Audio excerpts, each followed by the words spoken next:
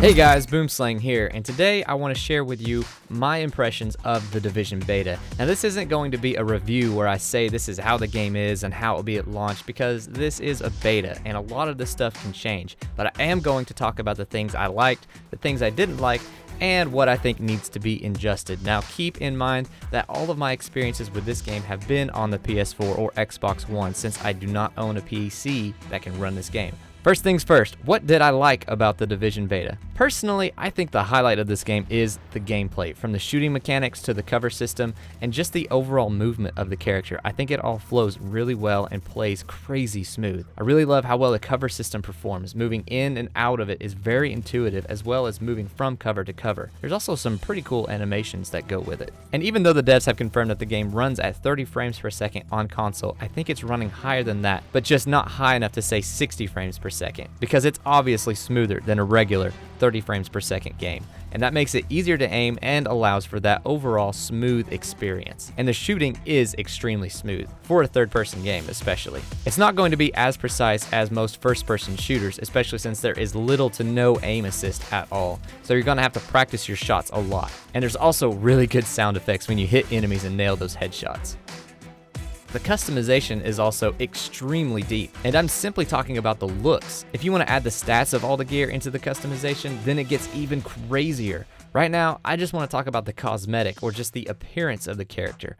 On my PS4 account, I have acquired 64 total cosmetic items for my character, and I continually cycle through the stat-based gear, so that makes the look of my agent change a lot too, even though the cosmetic items make it change a little bit more. And in the beta, there isn't a lot of variation in the stat-based gear, simply because it's exactly that, a beta. There's not going to be as much stat-based gear in a smaller section of the game. And also the inspect feature is nice, since it gives you an up-close look at all the gear you have equipped, and you can see the small details on each piece, including the weapons.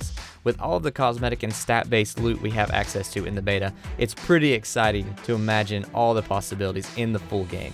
And that doesn't even mention the stat base that goes into it, like I mentioned earlier. All of the RPG elements of this game are ridiculous. I could do a whole video on that, and I'll probably do that eventually too, but I don't want to go over it right now, simply because it would end up being a 20-minute long video, and I don't really want to do a video that long. And also, for any of those wondering, yes, I have the bomber jacket, the one that you see in all of the videos. Another thing I couldn't get over was just how realistic the guns look in this game. Well, I mean, just how realistic everything looks, really.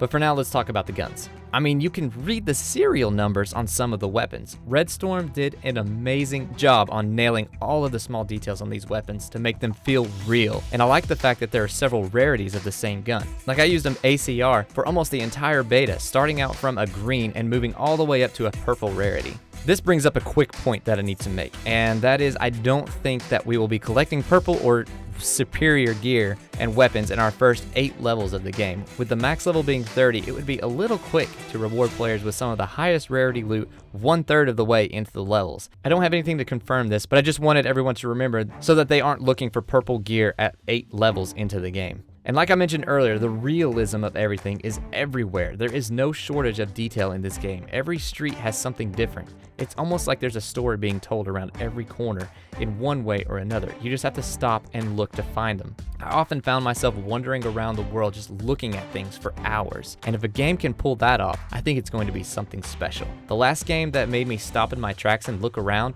was The Last of Us. And those environments in that game were astounding. So the fact that these environments are very similar in both detail and just how they're portraying the whole game is really amazing. But this game isn't about stopping to smell the roses. It's all about shooting things in the face. And the combat is another high point of this game. And although the AI can have its dumb moments, for the most part, they are really smart. Flanking you, pushing up and overrunning you with numbers, they can give you a real challenge. But you also need to find the challenge. Running around the PvE area of the world isn't exactly hard, but try running the Madison Garden mission on hard and you'll soon find yourself taking cover a lot more often. And having multiple enemy types makes for a lot more fun firefights. One of my favorite things to do is shoot the cleaners in their flamethrower tanks. Watch them try to grab it and then explode. It's freaking awesome.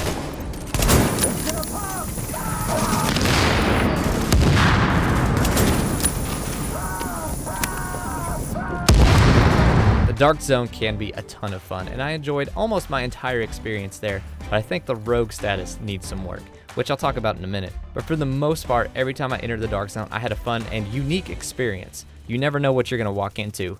And I think that's the best part. It's different every time. And yeah, you'll run into some jerks who spawn kill occasionally, but that's why there are multiple Dark Zone entrances. And chances are the people shooting you will be taken out by other agents in no time. So you just kind of need to sit back and hang out inside of the airlock. And also, the Dark Zone polices itself pretty well.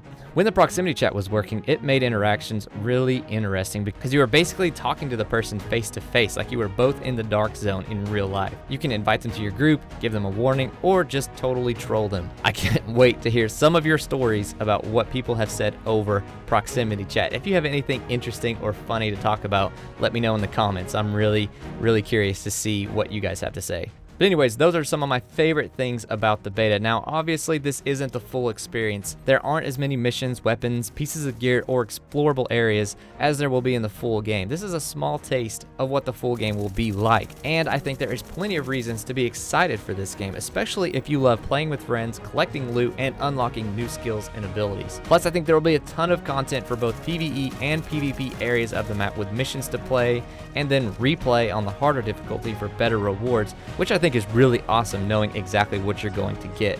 Then there's the extra co-op mission coming for free post-launch, so I don't think anyone should be worried about how much content is going to be in this game. This was a beta, and a dense beta at that. The few things I think need some tweaking have to do with the rogue status and a few minor things having to do with your group. First off, it's way too hard to survive rogue level 5. I don't know about you, but I had an extremely hard time surviving rogue level 5.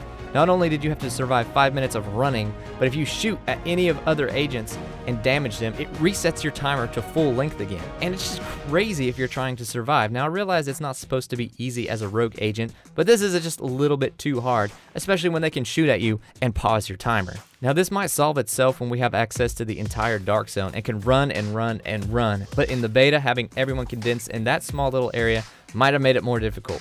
Only time will tell. The next rogue status issue I have is when you are rogue level 0, meaning you have shot someone enough to go rogue, but only with a 20-second timer and no bounty. So you basically have shot someone but haven't killed them.